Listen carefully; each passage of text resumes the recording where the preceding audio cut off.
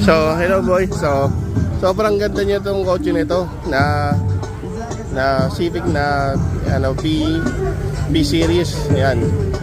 Naka fully built siya, naka air intake lang siya, tapos naka radiator hose na to. Ayan, ewan ko lang kung fully built siya. Tapos naka exhaust na to, Jasper pa oh. Mugen na exhaust na to, ay exhaust manifold. At saka tingnan mo yung likod niya. Gano'n nga nagaganda yung likod yung po yun. Maganda yan, tingnan mo yung tapos naka shark fin yata siya. Ngayon ako nakakita na ito. Ay di siya, wala siya third brake light to. Naka disc brake yung likod niya. Tapos yung gulong niya.